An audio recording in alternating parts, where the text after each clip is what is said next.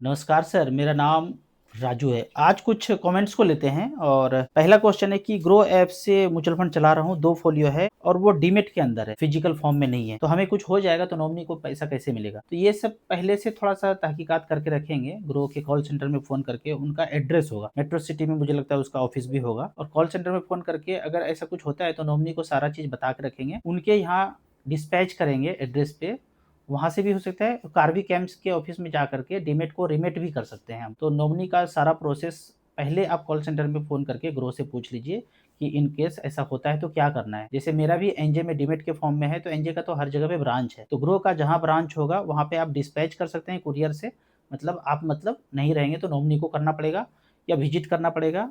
दूसरा ऑप्शन है कि कार्बी कैम्प्स में डीमैट से रीमेट हो जाता है, सारा प्रोसेस हो जाता है, बस कागजी कार्रवाई थोड़ा-सा बढ़ सकता है। तो आसान तरीका क्या है कि ग्रो के ऑफिस में जाएँगे तो सारा कुछ हो जाएगा। ऑफिस कहाँ पे है, ये आप कॉल सेंटर से बात करके पूछ सकते हैं। एक चीज़ ध्यान रखना है कॉल सेंटर के केस में, एड्रेस के केस में, एड्रेस बदलते रहता है ऑफिस का। तो जब भी जाएँगे तो गूगल पे देख कर के नहीं जाएँगे या वेबसाइट पे एड्रेस देख के नहीं जाएँगे, बात करके जाएँगे। क्योंकि एड्रेस चेंज होता है तो फिर आप वहाँ जाएँगे, वहाँ मिलेंगे नहीं, एड्रेस चेंज हो जाए दूसरे जगह पे हो जाएँगे। तो वो वेरीफ़ाई करके कॉल सेंटर से ही करेंट एड्रेस कौन-सा है, वहाँ का नंबर भी लेके जाएँगे। वहाँ उस ऑफ़िस में बात करके भी एक बार जाएँगे, क्योंकि आप सारे चीज़ करके जाएँगे या फैमिली मेंबर्स के साथ जाएँगे और आना-जाना व्यर्थ हो जाए, उससे अच्छा है कि पहले आप जहाँ पे ऑफ़िस है, उसका नंबर, कॉन्टैक्ट डिटेल्स लेकर के बात करके जाएँगे तो ज़्यादा अच्छा है। दूसरा क्वेश्चन है, सर स्टेप अप एसआईपी और step up SWP calculator star SIP में होना चाहिए। स्टेप अप एसआईपी का ऑप्शन तो है, आप कैलकुलेटर के सेक्शन में जाएँगे तो वहाँ मिलेगा। फिर भी इसको आसान तरीके से स्टेप अप एसडब्ल्यूपी का भी ऑप्शन हम आने वाले दिनों में कर देंगे, ये फीडबैक अच्छा था हमारे लिए। अगला क्वेश्चन है, मेरे पास 30 लाख रुपया लमसम इन्वेस्ट करना है, म्यूचुअल फंड सजेस्ट कीजिए। 30 लाख रुपया है तो आपके पास टाइम कितना है? अगर टाइम कम है, 10 साल से कम है, तो मल्टी कैप और फ्लेक्सी कैप, 2 मल्टी कैप और 2 फ्लेक्सी कैप में आप 6 महीने के अंदर पैसे को सारा लगा देंगे। एक बार में नहीं 30 लाख, 5-5 लाख रुपया करके 6 महीने में लगा देंगे और टाइम ज़्यादा है, 15 साल से ऊपर टाइम है, तो आप स्मॉल कैप को भी चुन सकते हैं जिसका एयूएम सबसे ज़्यादा है। मेरा सिंपल फंडा है कि आप multi cap, flexi cap, small cap, mid cap कोई भी फंड लेते हैं, उसका एयूएम जिसमें सबसे ज़्यादा है, उसमें से टॉप 3 को आप ले लीजिए, उसमें इन्वेस्ट कर दीजिए। छोटे एयूएम वाले में पैसा इन्वेस्ट नहीं करना है। मेरा पोर्टफोलियो रिव्यू कर दीजिए। Nippon large cap 50,000, Nippon small cap 50,000, HDFC mid cap 50,000, HDFC pharma fund 40,000, HDFC gold 10,000, 25 साल के लिए एक ऐसा फंड है। सारे फंड आपके अच्छे हैं, फार्मा फंड में भी आप एसआईपी कर रहे हैं या वन टाइम कर रहे हैं, ये मुझे पता नहीं चला। अगर वन टाइम है तो अच्छा है, इसी फंड में आप एसआईपी भी 2-2 हज़ार का शुरू कर सकते हैं। सारे फंड आपने अच्छे चुने। एलआईसी इंडेक्स प्लस फंड में ₹5,000 का एसआईपी चालू है, ये फंड कैसा है? ये आपने इंश्योरेंस लिया है, यूलिप लिया है, ये म्यूचुअल फंड नहीं लिया है। इसमें जितना भी पैसा गया है, इसको स्टॉप करके आप एलआईसी का जो म्यूचुअल फंड है, उसमें आपको इन्वेस्ट करना चाहिए और एलआईसी में भी ना करके आप एचडीएफसी, एसबीआई, एक्सिस, आईसीआईसीआई इसके स्मॉल कैप में जाएँगे या इसका भी इंडेक्स फंड है, 250 इंडेक्स फंड है, 150 मिड कैप इंडेक्स फंड है, उसमें जाएँगे।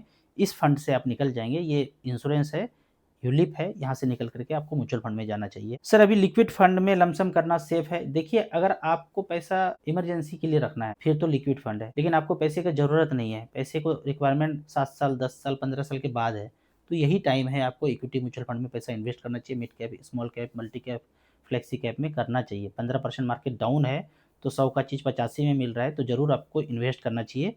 और अगर इमरजेंसी फंड के लिए रख रहे हैं तो लिक्विड फंड में रख सकते हैं। फादर का एसआईपी कंटिन्यू कर सकते हैं आफ्टर हिम, मतलब अगर हम नहीं रहें तो क्या हमारे बच्चे एसआईपी कंटिन्यू कर सकते हैं? बिल्कुल कर सकते हैं। जब आपको नॉमिनी में ट्रांसफ़र होगा, मान लीजिए फादर का है, उनका सारा एसेट ट्रांसफ़र होगा, फ़ोलियो चेंज होगा, स्कीम वही रहेगा, आप उसमें फिर से फर्दर एसआईपी कंटिन्यू कर सकते हैं। तो उसमें कोई दिक्कत नहीं है, लेकिन हाँ, आपके अकाउंट से कटेगा, आपका पैन, आपका एड्रेस सब कुछ आपका रहेगा, आपका अकाउंट से ही कटेगा। फादर का जो अकाउंट है वहाँ से क्लोज़ हो जाएगा और उसी स्कीम में आप शुरू कर सकते हैं, इसमें कोई प्रॉब्लम नहीं है। मेरे रिटायर होने में 12 साल बाकी है, 12 साल के लिए मंथली 30,000 का एसआईपी करना है, कौन से फंड में करूँ और कितना-कितना करूँ? आप 5-5 हज़ार करके 6 फंड ले सकते हैं। आप नौकरी में हैं, हो सकता है आपको पेंशन मिलेगा, तो थोड़ा सेफ हैं, तो रिस्क में आप इस पैसे को डाल सकते हैं और 12 साल अच्छा खासा टाइम है। तो आप 4 स्मॉल कैप, 1 मिड कैप और एक इंडेक्स फंड 250 इंडेक्स फंड, इसमें आप लगा करके छोड़ सकते हैं और आपको रिस्क लेना चाहिए। सभी स्मॉल कैप, मिड कैप और जो इंडेक्स फंड बताया हूँ, एईएम जिसका ज़्यादा है उसमें लगाना है। इंडेक्स फंड में एईएम का मतलब नहीं है, लेकिन जो स्मॉल कैप और मिड कैप आप चुनेंगे उसमें एईएम जिसका सबसे ज़्यादा है उसमें आप लगाइए। सर मेरा नाम भी राजू है, मैं यूपी से हूँ। मेरी बेटी को हार्ट में छेद था। मेरी बेटी 6 साल की है। लुटेरों ने बोला था कि ऑपरेशन करना पड़ेगा और 3 लाख रुपया खर्च आएगा। फिर मैंने अमित जी को कॉन्टैक्ट किया और अमित जी ने बोला कि ठीक हो जाएगा। आज 5 महीने हो गए, दोबारा टेस्ट किया तो छेद बिल्कुल बंद हो गया था। जो भी पेन होता था, डिस्कम्फर्ट था बच्चे को, सब खत्म हो गया। जब डॉक्टर को बताया तो वो भी हैरान थे और अमित जी का नंबर उन्होंने भी मांगा। Thank you Amit sir. इस तरह का प्रॉब्लम अगर आता है और ऑपरेशन के लिए बताया जाता है 15 दिन, 20 दिन, 25 दिन, इस तरह से टाइम तो मिलता है ना। आप थोड़ा पैसे का जुगाड़ तो करेंगे ना। तो उसके पहले आप अमित जी को कॉन्टैक्ट कीजिए। कॉन्टैक्ट नंबर सारे वीडियो के डिस्क्रिप्शन में दिया हुआ है, वहाँ कॉन्टैक्ट कीजिए। 1 सप्ताह अक्षर सा पालन कीजिए। जो पेन डिस्कम्फर्ट है वो तो 1 सप्ताह में चला जाएगा। जब आपको पता चल जाएगा कि पेन जा सकता है तो धीरे-धीरे क्योर भी हो सकता है। और ये जो माइंड में प्रोग्रामिंग किया ना कि हार्ट में छेद है तो कभी ख़त्म नहीं होगा, जेनेटिक है, इंसुलिन ये सब जेनेटिक है, सब माफिया ने हमारे दिमाग में भरा है। कुछ भी जेनेटिक नहीं होता है, सब कुछ क्यूरेबल है। ये भगवान का दिया हुआ शरीर प्राकृतिक ढंग से हमेशा सब कुछ ठीक होता है। तो ये चमत्कार की तरह से समझिए कि होता है, साइंस भी है और भगवान का देन तो है ही, हमेशा ठीक होता है। तो अमित जी को कॉन्टैक्ट कीजिए। किसी भी इमरजेंसी में आपको दूसरे रास्ते पे नहीं चलना है, नेचुरोपैथी रास्ते पे चलना है। अगले कमेंट्स को लेते हैं। फॉरेन म्यूचुअल फंड ठीक है, जैसे नेस्डेक 100, हैंसेक। देखिए अगर आप पहले से कर रहे हैं फिर तो उसी में कंटिन्यू कीजिए। पहले से नहीं किए हैं तो 10,000 से ज़्यादा स्कीम है इंडिया में, तो यहीं के स्कीम में पैसा लगाना चाहिए, फॉरेन स्कीम में पैसा मत लगाइए। पहले से लगा रहे हैं तो कंटिन्यू रखिए। नया शुरू करना है तो काफ़ी एएमसी है, 45-46 एएमसी है, आप कहीं भी इन्वेस्ट कर सकते हैं।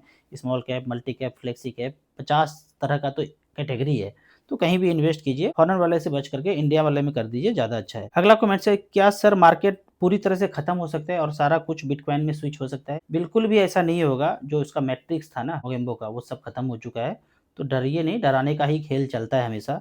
ये जितना भी एप्स्टीन फाइल और ये सब देख रहे हैं ना, पूरा नेगेटिव भरने का कोशिश किया जा रहा है। लेकिन 2022-23 के बाद ऐसा पॉजिटिव इन्वायरमेंट हुआ है और ऐसा पॉजिटिव सोलर फ्लेयर चला है कि मोगेम्बो पूरा हताश है कि इतने लोग कैसे जाग रहे हैं। इसीलिए वो नेगेटिव से नेगेटिव चीज़ को वायरल किया जा रहा है कि आप नेगेटिव न्यूज़ सुन करके नेगेटिव हो जाएँ। और पूरी दुनिया बहुत ज़्यादा तेज़ी से पॉजिटिव आगे बढ़ रहा है, तो बिल्कुल भी डरना नहीं है। मेरी 2 साल की बेबी है और उसके एजुकेशन और उनकी शादी के लिए ₹5,000 पर मंथ इन्वेस्ट कर सकती हूँ, तो किस फंड में करूँ? 2-2 हज़ार रुपया करके 2 फंड और 1 फंड आप 1,000 का ले सकते हैं। जैसे कि SBI small cap, Nippon small cap, HDFC small cap, axis small cap, अच्छे फंड हैं। बैंक वाला म्यूचुअल फंड हो तो ज़्यादा अच्छा है कि जिसका बैंक भी है, जिसका एएमसी म्यूचुअल फंड भी है। तो 2-2 हज़ार करके 2 और 1,000 का 1 आप स्टार्ट कर दीजिए। फिर जैसे अमाउंट बढ़े फिर आप अगला और कोई भी स्कीम चुन सकते हैं।